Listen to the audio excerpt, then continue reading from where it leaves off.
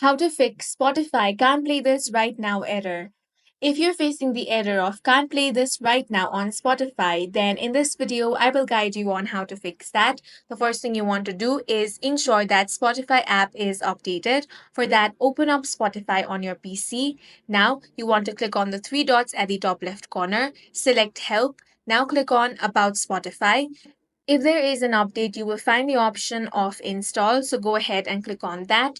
After that is done, Spotify will be fully installed. Now check if your issue is fixed. If it is not fixed, then the second thing you want to do is do a quick app restart. For this, close the Spotify app completely. Now you again want to launch open Spotify. Check if your problem has been fixed. If it is still not fixed, then the next thing you want to do is reboot your PC. For that, you want to click on the restart option. Once your PC has been restarted, launch open Spotify and see if your problem is fixed. Next thing you can do is check your Spotify account and log in again. For this, click on your profile icon, then select log out. Once you have been logged out, enter your credentials and log in again. Now see if your issue is fixed. If not, then the next thing is to turn off hardware acceleration within the Spotify app.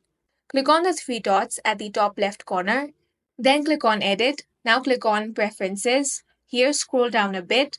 You will find the option of compatibility. Toggle on the option of Enable Hardware Acceleration. Next thing you can do is clear the Spotify app cache. For that, click on the three dots again. Then select Edit. Click on Preferences. Now find the option of Offline Storage Location. You want to head over to this exact location. Then select all the files and delete that. Next step is to use another streaming quality. For that, click on the three dots, click on Edit, then select Preferences. Now find the audio quality option. Here, you want to select low for both of this and check if your problem is fixed. If nothing else works, you want to delete and reinstall the Spotify app, and that's it for this video. If you found it useful, make sure to hit the like button and subscribe for more videos like this.